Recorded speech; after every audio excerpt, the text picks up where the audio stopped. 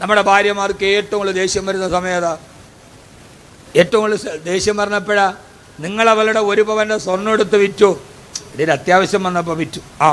ഇനി എടുക്കരുത്. നിങ്ങൾ അവൾക്കൊരു ഞുള്ളു കൊടുത്തോ, അത്രയും ദേഷ്യപ്പെടില്ല. ഏറ്റവും കൂടുതൽ ദേഷ്യം പറഞ്ഞപ്പോഴാണെന്നറിയോ, രാവിലെ മുതൽ വൈകുന്നേരം വരെ ജോലിയൊക്കെ ചെയ്ത് പിള്ളേരെയൊക്കെ വിട്ട് ഭക്ഷണമൊക്കെ വെച്ച് ചോറും മീൻകറിയൊക്കെ എടുത്ത് വെച്ച് വടിച്ച് വെള്ളവും വടിച്ച് എല്ലാം വെച്ച് അവസാനം കുളിക്കണതിന് മുമ്പേ ആ സ്ലാബൊക്കെ നന്നായിട്ട് തുടച്ച് അടുക്കളയൊക്കെ ഒതുക്കി നീറ്റ് ആൻഡ് ക്ലീൻ ആയിട്ടിട്ട് ഇവള് കുളിക്കാൻ പോകും. ആ സമയത്ത് ഭർത്താവ് ചായയുടെ അടുക്കള കയറും. കുളി കഴിഞ്ഞ് തിരിച്ചു വന്ന് നോക്കുമ്പോൾ തേയിലപ്പാത്രം അവിടെ, പഞ്ചാരയുടെ 4 തുള്ളി തറയിൽ 2 എണ്ണം അവിടെ. ആ സമയത്തുണ്ടാവണ ഒരു ദേഷ്യം ഉണ്ടല്ലോ ഇല്ലേ, ആ സമയത്ത് ഈറ്റപ്പുലി ചാടന്മാരി ചാടും. എന്നാൽ നിസ്സാര കാര്യമാണ്. അപ്പോൾ സ്ത്രീക്കൊരു മനഃശാസ്ത്രമുണ്ട്.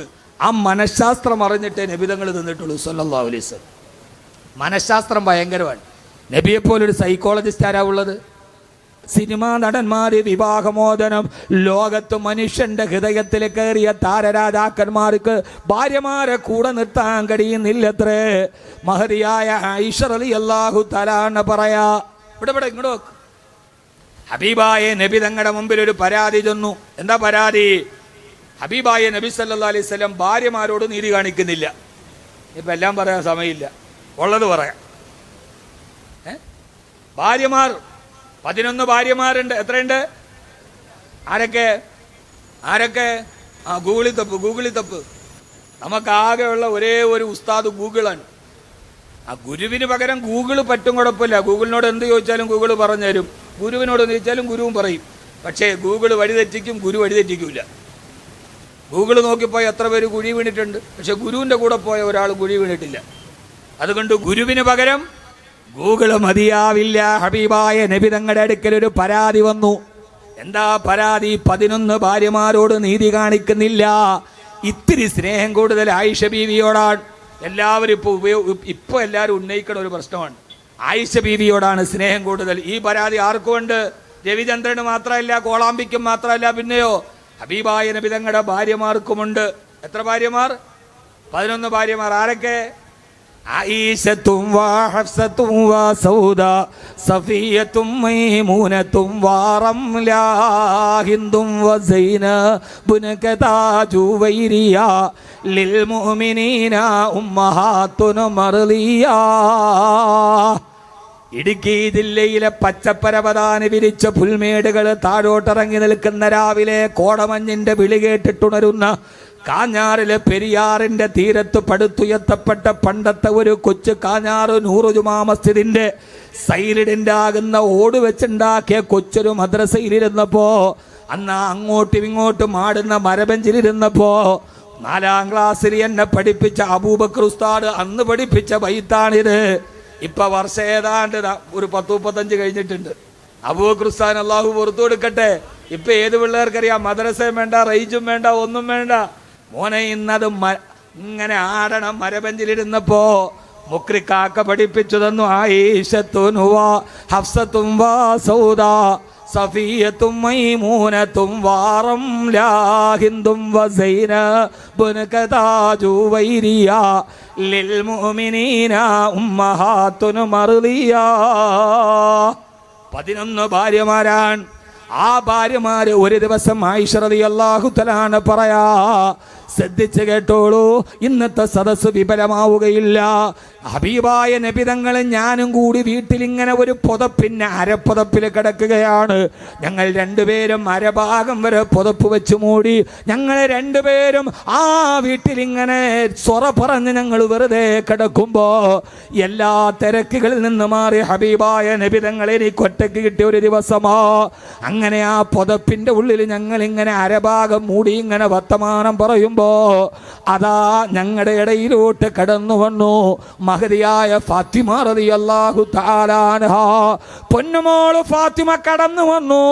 ഞങ്ങളുടെ വീട്ടിലേക്ക് പകരായത് കൊണ്ട് വാതിൽ കുറ്റിയിട്ടിട്ടില്ല.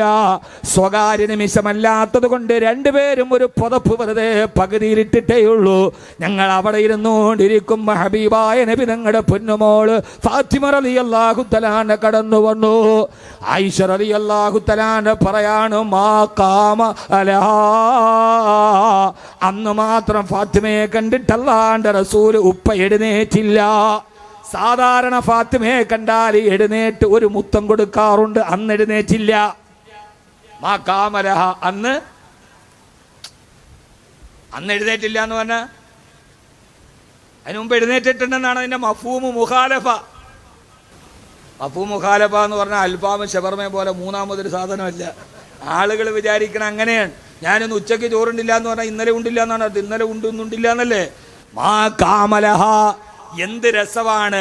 അടി മുതൽ മുടി വരെ, മൂർധാവ് മുതൽ പാദചൂടം വരെ ഹബീബായ നബി തങ്ങളെ വരച്ചിട്ടും കോറിയിട്ടും എഴുതിയും ഹബീബായ നബി തങ്ങളുടെ സഹാബത്ത് ഒരു ചരിത്രം നമുക്ക് തന്നിട്ടുണ്ട്. അവരോടാണ് നമ്മൾ കടപ്പെട്ടത്.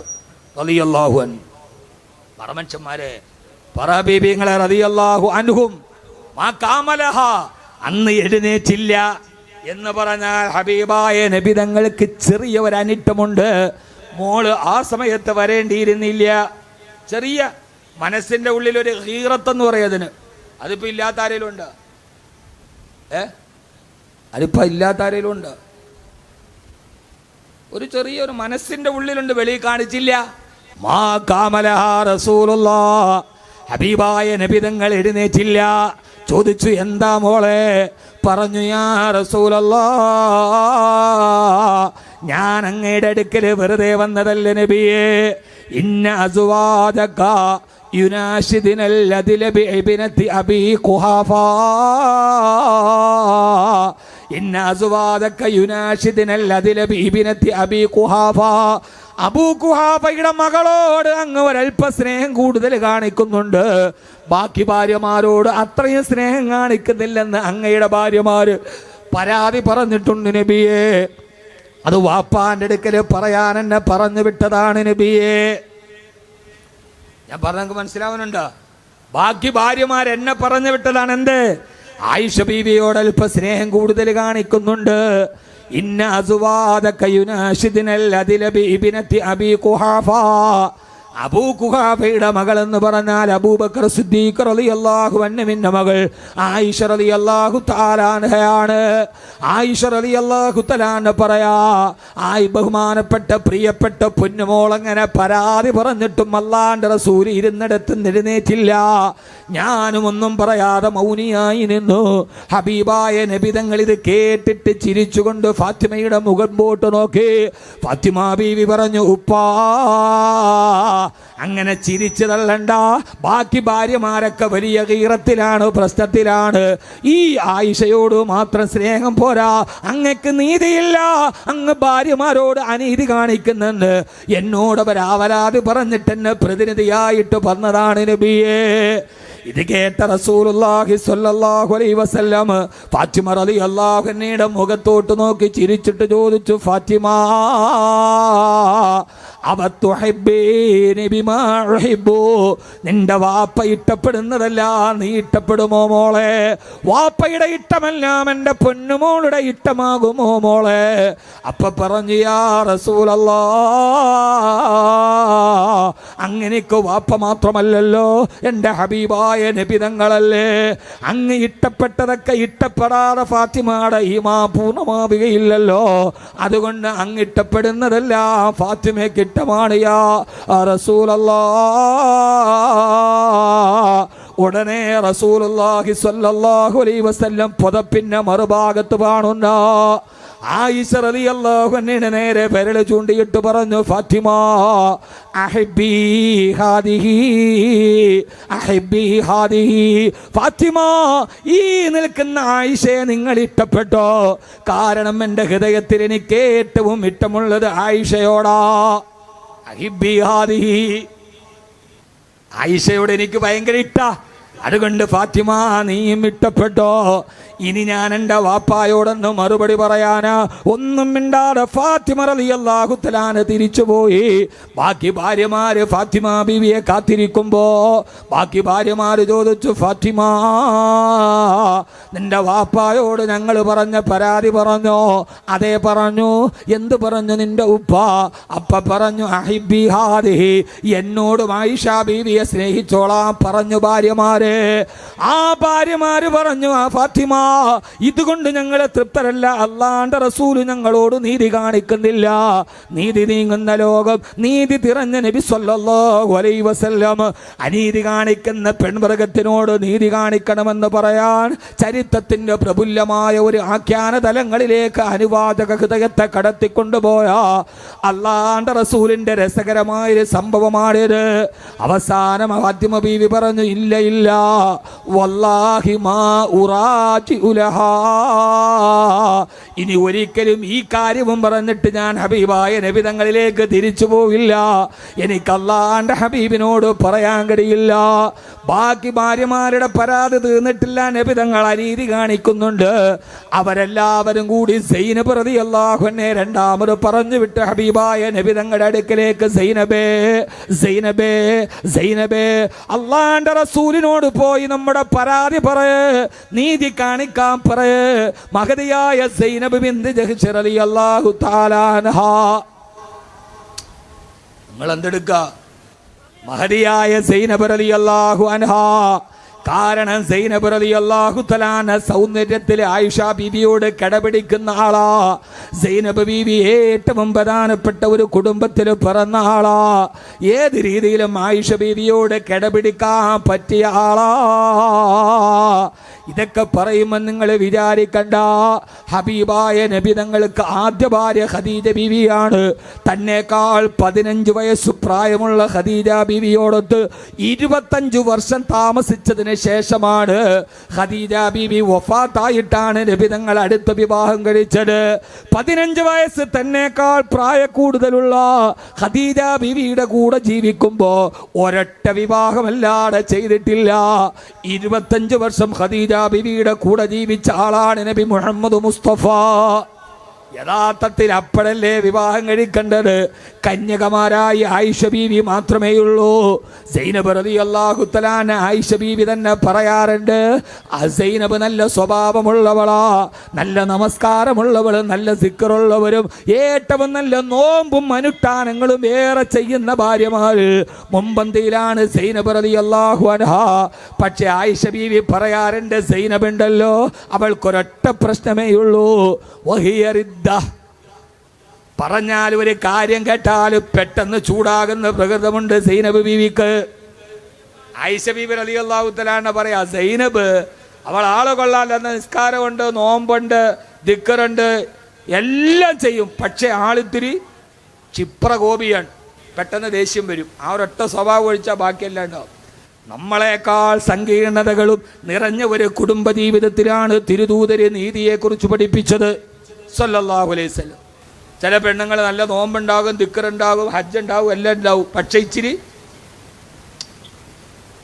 പറമനുഷ്യന്മാരെ ഒരിത്തിരി കോപം ഉണ്ടാവും. ഇപ്പൊ എല്ലാം ഒരേപോലെയാണോ? ഹബീബായ നബി തങ്ങൾ പറഞ്ഞല്ലോ, ഭാര്യമാരോട് നിങ്ങൾ പിടങ്ങരുതേ. ഒരു സ്വഭാവത്തിൽ നിങ്ങൾക്ക് കോപം വന്നാൽ അവളുടെ ഒരു സ്വഭാവം നിങ്ങൾക്ക് ഇഷ്ടമല്ലെങ്കിൽ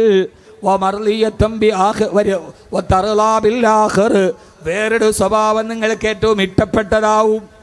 ഒരു സ്വഭാവം കൊള്ളൂല, എന്നാൽ കൊള്ളാവുന്ന ഒത്തിരി സ്വഭാവം അവൾക്കുണ്ടാകും. അതുകൊണ്ട് ലാ തഫറഖൽ മുഅ്മിനു ബിമുഅ്മിന, ഒരു പെണ്ണിനെ വിട്ടുപിരിക്കാൻ പാടില്ല. അവളുടെ ആ സ്വഭാവം എനിക്ക് ഇഷ്ടമല്ല, മുത്തലാഖ്. ഉടനൊക്കെ പട്ടണത് വേറെ ഒത്തിരി ഉണ്ടാവും. ഉമർ റളിയല്ലാഹു അൻഹുവിന്റെ അടുക്കൽ ഒരാൾ എന്നിട്ട് പറഞ്ഞു, എൻ്റെ ഭാര്യ എനിക്ക് തലാഖ് ചൊല്ലണം. എന്താ കാര്യം? എനിക്കവളെ ഇഷ്ടമല്ല, അവളുടെ ചില സ്വഭാവം എനിക്ക് ഇഷ്ടമല്ല. ഉമർ റളിയല്ലാഹു തആല അൻഹു അവിടെ നിൽക്ക്, നേരെ അകത്ത് പോയിട്ട് ചാട്ടവാറെടുത്തോണ്ട് വന്നു. എന്നിട്ട് ചോദിച്ചു, എടാ കാട്ടറബി, അകുല്ലുൽ ബുയൂതി ബുനിഅലൽ ഹുബ്ബ്, എല്ലാ വീടുകളിലും സന്തോഷം നിറഞ്ഞു നിൽക്കുകയാണെന്നാണോ നീ ധരിച്ചത്? എല്ലാ വീടുകളിലും എല്ലാ വീടുകളിലും ഹുബ്ബല്ല. എല്ലാ വീട്ടിലും ചെറിയ ചെറിയ പ്രശ്നമുണ്ട്. ഒരു ചെറിയ സ്വഭാവത്തിന് പോലെ തലാഖുതെല്ലാം വരുന്നു. അടിച്ചോടിച്ചു. ആര്? ഉമർ റളിയല്ലാഹു. അങ്ങനെയുള്ള കാളിമാര് വേണം നമ്മുടെ നാട്ടിൽ. അകുല്ലുൽ ബുയൂതി ബുനിഅലൽ ഹുബ്ബ്, എല്ലാ വീട്ടിലും സന്തോഷാന്ന് കരുതിയിട്ടാ നീ ഇവിടെ തലാഖെല്ലാം വന്നത്. അടിച്ചോടിച്ചു. നബി സല്ലല്ലാഹു അലൈഹി വസല്ലമയുടെ ഭാര്യ സൈനബ് റളിയല്ലാഹു അൻഹ ചെറിയ ദേഷ്യമുണ്ട്. അത് നമ്മുടെ ഭാര്യമാർക്കില്ലേ? ഒന്നും മിണ്ടിയില്ല. സൈനബ് റളിയല്ലാഹു അൻഹ വന്നു. രസകരമാണ്. സൈനബ് റളിയല്ലാഹു അൻഹ വന്നപ്പോ ശ്രദ്ധിച്ചു കേട്ടോ, സമയത്തിന്റെ പരിമിതി കൊണ്ട് കൂടുതൽ മുമ്പോട്ട് പോകാൻ കഴിയില്ല. ഹബീബായ നബി തങ്ങളുടെ അടുക്കലേക്ക് വദഖലത്ത് സൈനബു അലാ ബൈത്തി ആയിഷ. ആയിഷ റളിയല്ലാഹു അൻഹയുടെ കൂടെ പുതപ്പിന്റെ അർദ്ധഭാഗത്തിൽ കിടക്കുമ്പോൾ സൈനബ് റളിയല്ലാഹു അൻഹ വന്നു. ആയിഷ റളിയല്ലാഹു അൻഹയ്ക്ക് തീരെ പിടിച്ചില്ല. യാ റസൂലല്ലാഹ്, ഇന്ന അസ്വാദക യുനാശിദിനൽ ലദില ബിബിനതി അബീ ഖുഹാഫ. അബൂ ഖുഹാഫയുടെ മകളുടെ കാര്യത്തിൽ അങ്ങ് നീതി കാണിക്കണമെന്ന് അങ്ങയുടെ ബാക്കി ഭാര്യമാർക്ക് അഭിപ്രായമുണ്ട്. അങ്ങ് അനീതി കാണിക്കുന്നെന്ന് പറയാൻ തന്നെ വന്നതാണ് നബിയെ. ഫാത്തിമ ബീവി അങ്ങ് പറഞ്ഞിട്ട് തിരിച്ചയച്ചുവല്ലോ.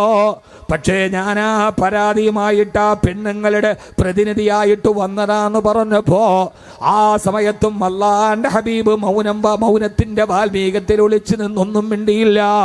അല്ലാഹുവിന്റെ റസൂല് സൈനബിനെ നോക്കി പുഞ്ചിരിച്ചു അത്രേ. ആയിഷ റളിയല്ലാഹു തആല പറയാ, എനിക്ക് തോന്നിയൊന്ന് മറുപടി പറഞ്ഞാലോ സൈനബിനോട്. നേരത്തെ ഞാൻ പറയാതിരുന്നത് വന്നത് പൊന്നുമോളാണ്. ആ പൊന്നുമോളോട് ഹബീബിനുള്ള സ്നേഹം എത്രയെന്ന് എനിക്കറിയാം. ഞാനെങ്ങാനും തിരിച്ചു പറയുകയും ഫാത്തിമയുടെ മനസ്സ് വേദനിക്കുകയും ചെയ്താൽ അല്ലാഹുവിന്റെ ഹബീബ് എനിക്ക് മാപ്പ് തരില്ലെന്ന് എനിക്കറിയാം. കാരണം മോളും വാപ്പയും തമ്മിൽ അത്ര വലിയ അഗാധമായ അടുപ്പമാ. ഇവിടെ ഭാര്യയായ സൈനബാണല്ലോ, എനിക്കുള്ള അതേ അവകാശമല്ലേ ഉള്ളൂ. തിരിച്ചു പറയാൻ ഞാൻ തീരുമാനിച്ചു. അതല്ല, ഞാനൊന്ന് പ്രതികരിച്ചാൽ അല്ലാഹുവിന്റെ റസൂല് മിണ്ടാതിരിക്കുന്നത് കൊണ്ട് ഇവിടെ പരാമർശ വിധേയായത് ഞാനാണല്ലോ. ഞാൻ പ്രതികരിച്ചാൽ അല്ലാഹുവിന്റെ റസൂലൊന്നും പറയില്ലെന്ന് ഞാൻ കരുതി. അങ്ങനെ ഞാൻ സൈനബിനോട് ചോദിച്ചു, സൈനബേ, ഹബീബായ നബി തങ്ങൾക്ക് എന്നോടൊരൽപ്പ സ്നേഹമുണ്ടെങ്കിൽ അതിന് നിനക്കെന്താണ് സൈനബേ? സൈനബ് റളിയല്ലാഹു തആല ക്ഷിപ്രകോപിയ. എന്നാ പിന്നെ 11 പേരോടും അത് വേണ്ട, നിനക്ക് മാത്രം പ്രത്യേകത എന്താ? 2 പേരും തമ്മിൽ തർക്ക വിതർക്കങ്ങളായി. ഞാൻ സൈനബിനോടും പറഞ്ഞു, ആയിഷ ബീവി പറയാ. ഞാൻ സൈനബിനോടും മറുപടി പറഞ്ഞു, സൈനബിനോടും മറുപടി പറഞ്ഞു. തർക്കം മുറുകി 2 പേരും വീറും വാശിയോടെ വർത്തമാനം പറയാൻ തുടങ്ങി. സ്ത്രൈണജന്യമായ ചില സ്വഭാവങ്ങളുണ്ടല്ലോ. ഒരു പെണ്ണ് 2 പേരും വിട്ടുകൊടുക്കാൻ തയ്യാറായില്ല. സൈനബ് ബീവിയും ആയിഷ റളിയല്ലാഹു തആലയും തന്നെ നടുക്കിലിരുത്തിയിട്ട് അങ്ങോട്ടും ഇങ്ങോട്ടും തർക്ക വിതർക്കങ്ങൾ നടത്തി വർത്തമാനം രൂക്ഷമായപ്പോ അപ്പോഴും അല്ലാഹുവിന്റെ ഹബീബ് മൗനത്തിലിരുന്ന് ചിരിക്കാൻ തുടങ്ങി. 1000 സൂര്യചന്ദ്രന്മാർ ലോകത്തോട് ഉദിച്ചാലുള്ള പ്രകാശം പോലെ ഹബീബായ നബി തങ്ങൾ പുഞ്ചിരി തൂകുകയാ. അവസാനം തർക്കിച്ച് അവസാനം ഞങ്ങളൊരൽപ്പം മടങ്ങി. അങ്ങനെയാണല്ലോ ആണുങ്ങൾ തമ്മിൽ നടക്ക് തർക്കമുണ്ടായാൽ ഒരടിയിൽ കലാശിക്കും. പെണ്ണുങ്ങൾ തമ്മിൽ വാക്ക് തർക്കമുണ്ടായാൽ അടി ഉണ്ടാവാറില്ല. അവസാനം പറഞ്ഞ് അവര് തമ്മിൽ കുടയലേ പറ്റൂ. അതല്ലെങ്കിൽ ആരെങ്കിലും ഒരാൾ ശാളി പിടിച്ചു വലിക്കണം, മറ്റൊരാളുടെ താലിമാല പൊട്ടിക്കണം. ഇതാണ് മോയിൻകുട്ടി വൈദ്യർ പറഞ്ഞത്. താലിമാല പൊട്ടിച്ചാലേ പറ്റൂ. ആ രീതിയിലാണ് പെണ്ണുങ്ങളുടെ തർക്കം അവസാനിക്കുക. ഞങ്ങൾ 2 പേരും വർത്തമാനം പറഞ്ഞ് തളർന്നങ്ങനെ ഇരുന്നപ്പോ ഹബീബായ നബി തങ്ങൾ വിളിച്ചു, സൈനബേ, നിങ്ങൾ 2 പേരും ആയിഷ പറഞ്ഞു കഴിഞ്ഞോ? നിങ്ങളുടെ തർക്കം കഴിഞ്ഞോ? എന്നിട്ട് സൈനബ് റളിയല്ലാഹു അൻഹയോട് പറഞ്ഞു, നീതി മറന്ന ലോകത്തോട് നീതി പറയുകയാണ്. പരമരഹസ്യത്തിന്റെ പ്രപഞ്ചത്തിന്റെ പരമ്പൊരുള് പറയാ. സൈനബേ, എന്നാൽ കേട്ടോ, ആയിഷയോട് എനിക്ക് നിങ്ങളെക്കാളേറെ സ്നേഹം കൂടുതലാ. എന്താ കാരണമെന്നറിയോ? യുക്തിവാദികൾ പറഞ്ഞതുപോലെ ചെറുപ്പമായത് കൊണ്ടല്ല, കൗമാരയുക്തയായത് കൊണ്ടല്ല, സൗന്ദര്യത്തിന്റെ പേരിലല്ല, വിവാഹം കഴിക്കപ്പെടാത്ത കൊച്ചു പെണ്ണായത് കൊണ്ടല്ല, ലോകത്തൊരു നേതാവിനും കൊടുക്കാൻ കഴിയാത്ത സങ്കല്പമാണത്. സൈനബേ, നിന്നെ പറഞ്ഞു വിട്ട ഭാര്യമാരോട് പറഞ്ഞു, ആയിഷയോട് എനിക്ക് വല്ലാത്ത സ്നേഹമാണ്. കാരണം എന്തെന്നറിയോ? ഫൈനഹാ ഇബ്നത സിദ്ദീഖ്, ഇതെന്റെ സിദ്ദീഖിന്റെ മോളാ, ഇതെന്റെ സിദ്ദീഖിന്റെ മോളാ, ഇതെന്റെ സിദ്ദീഖിന്റെ മോളാ. എന്റെ സിദ്ദീഖിനോടുള്ള സ്നേഹം ഞാൻ ആ സിദ്ദീഖിന്റെ മകളോട് കാണിച്ചതാ. ആരാ സിദ്ദീഖ് എന്നറിയോ? എല്ലാവരും എന്നെ ആട്ടി ഓടിച്ചപ്പോ എന്നെ ചേർത്ത് വെച്ച എന്റെ സിദ്ദീഖുല്ലക്ക് പറ. എല്ലാവരും എന്നെ പട്ടിണി കിട്ടപ്പോ എന്റെ കൂടെ തോളിൽ പിടിച്ച് നടന്ന സിദ്ദീഖാ. എല്ലാവരും എന്നെ കൊല്ലാമെന്നപ്പോ തോളിലേറ്റിയിട്ടും മദീനയിലേക്ക് എന്നെ ഭാരം ചുമന്ന എൻ്റെ സിദ്ദീഖ, എല്ലാവരും എന്നെ ഒറ്റപ്പെടുത്തിയപ്പോ പൊന്നുമോളെ പിടിച്ചെന്റെ ഭാര്യയാക്കി എനിക്ക് തന്ന എൻ്റെ സിദ്ദീഖ, അതുകൊണ്ട് എല്ലാ ആപത്തുകളിലും എൻ്റെ കൂടെ നിഴല് പോലെ നിന്ന ഇത് അഖറജഹുല്ലദീന കഫറൂ സാനിയ സിനൈനി ഇദ്ഹുമാ ഫിൽ ഗാർ. എന്നെ ശത്രുക്കൾ കൊല്ലാൻ വേണ്ടി വാൾത്തലപ്പുമായി ഓടിച്ചപ്പോ സ്വന്തം ജീവൻ പോലും പണയം വെച്ച് സൗറ് ഗുഹയിൽ എനിക്ക് കാവലിരുത്തിയിട്ട് മടിത്തട്ടിലിരുത്തി എന്നെ കിടത്തി ഉറക്കി എൻ്റെ സിദ്ദീഖ. ആ സിദ്ദീഖിനോടുള്ള കടപ്പാട് ഞാൻ എങ്ങനെയാണ് വിസ്മരിക്കുക? എൻ്റെ സിദ്ദീഖിനെ ഞാൻ എങ്ങനെയാണ് തള്ളിപ്പറയാ? എൻ്റെ ക്ഷാമകാലത്ത് എൻ്റെ കൂടെ നിന്ന എൻ്റെ സിദ്ദീഖിനെ ഞാൻ എങ്ങനെയാണ് എൻ്റെ ക്ഷേമകാലത്ത് ഉപേക്ഷിക്കുക? അത് കണ്ട് ആയിഷയോടുള്ള പ്രേമം, ആയിഷയോടുള്ള സ്നേഹം അത് നിങ്ങളോടുള്ള അനീതിയല്ല, നിങ്ങളോടുള്ള അരോചകത്വമല്ല, അതെന്റെ കൂടെ നിന്ന എൻ്റെ സിദ്ദീഖിന് ഞാൻ കൊടുക്കുന്ന സമ്മാനമാണെന്ന് ലോകൈക ഗുരുനബി മുഹമ്മദ് മുസ്തഫ, ലോകൈക ഗുരുനബി മുഹമ്മദ് മുസ്തഫ സല്ലല്ലാഹു അലൈഹി വസല്ലമ സ്വന്തം ഭാര്യമാരോട് അനീതി കാണിച്ചിട്ടില്ല. പറയാൻ സമയമില്ലല്ലോ സഹോദരാ. സിദ്ദീഖ് റളിയല്ലാഹു തആല അൻഹു അങ്ങനെ തന്നെയാ. പ്രവാചക പ്രണയത്തിന്റെ പ്രതലങ്ങൾ ഒരുക്കുന്ന പ്രകമ്പനം കൊള്ളുന്ന പ്രണയത്തിന്റെ പ്രദീപ്തമായ മുഖങ്ങളേതെന്നറിയോ? അതൊന്ന് സിദ്ദീഖാണ്, മറ്റൊന്ന് സിദ്ദീഖ് റളിയല്ലാഹു അൻഹുവിന്റെ മകളാണ്. ഒരു ദിവസം ഹബീബായ നബി തങ്ങൾ ഭാര്യമാർക്ക് ഓരോ ദിവസം തിരിച്ചു കൊടുക്കും. ചുരുക്കി പറയട്ടെ, ഏത് ഭാര്യയുടെ വീട്ടിലാണെങ്കിലും അന്ന് ഇശാ മഗ്രിബിന്റെ ഇടയിൽ മറ്റ ഭാര്യമാർ ആ ഭാര്യയുടെ വീട്ടിലേക്ക് വരും. ഹബീബായ നബി തങ്ങൾ അവരെ നടുവിലിരുന്ന് സംസാരിക്കും. അവസാനം എഴുന്നേക്കാൻ നേരത്തെ ഹബീബിന്റെ കൈ പിടിച്ചെഴുന്നേൽപ്പിക്കണം. അന്നത്തെ ദിവസം ആരുടെ വീട്ടിലാണോ ആ ഭാര്യയാണ് കൈ പിടിച്ചെഴുന്നേൽപ്പിക്കേണ്ടത്. ആയിഷ റളിയല്ലാഹു അൻഹയുടെ വീട്ടിലിരുന്ന ദിവസം ഇശാ മഗ്രിബിന്റെ ഇടയിൽ പത്നിമാരോട് സംസാരിച്ചെഴുന്നേക്കാൻ നേരത്ത് ഹബീബായ നബി തങ്ങൾ ഇങ്ങനെ എഴുന്നേക്കാൻ എല്ലാവരും എഴുന്നേറ്റു. മഗ്രിബിന് സമയമായി. ഹബീബായ നബി തങ്ങൾ എഴുന്നേൽപ്പിക്കാൻ കൈ നീട്ടിയപ്പോ സൈനബ് റളിയല്ലാഹു തആല വന്ന് കൈ പിടിക്കാൻ പോയപ്പോ ആയിഷ റളിയല്ലാഹു തആല ഓടി വന്നിട്ട് പറഞ്ഞു, നബിയേ ഇന്നഹാ സൈനബ്, ഇന്നഹാ സൈനബ്, അത് സൈനബാണ് നബിയേ, അത് സൈനബാണ് നബിയേ. ഇന്ന് ആയിഷയുടെ ഊഴമാണ്, അങ്ങയുടെ കൈ പിടിക്കേണ്ടത് ആയിഷയാണ്. ഇന്നത്തെ ദിവസം സൈനബല്ല. തന്റെ പ്രിയപ്പെട്ട പ്രവാചകയെ ആത്മീയതയുടെ അകത്തളങ്ങളിലും അകതാരിലും വെച്ച് സ്നേഹിച്ച ഹബീബായ നബി തങ്ങളുടെ കയ്യിലൊന്ന് തൊടാനൊരവസരം കിട്ടാതെ അതിനെ നഷ്ടപ്പെടുത്താത്ത പ്രവാചക പ്രണയത്തിന്റെ പ്രഫുല്ലമായ മാതൃകയാണ് സിദ്ദീഖിന്റെ മകൾ സിദ്ദീഖ. സിദ്ദീഖിന്റെ മകൾ സിദ്ദീഖ, അബൂബക്കർ സിദ്ദീഖിന്റെ മകൾ ആയിഷത്തു സിദ്ദീഖ റളിയല്ലാഹു തആല അൻഹാ.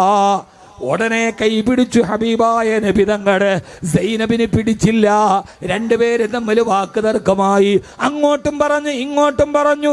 ആയിഷ ബീവി വിട്ടില്ല, എന്റെ ദിവസമല്ലേ. സൈനബ് പറഞ്ഞു എന്റെ നേരെ കൈ നീട്ടിയതല്ലേ. രണ്ടുപേരും തമ്മിൽ വീണ്ടും വാഗ്വാദം ചൂടുപിടിച്ചപ്പോ അബൂബക്കർ റളിയല്ലാഹു തആല അൻഹു അതിലേ വന്നു.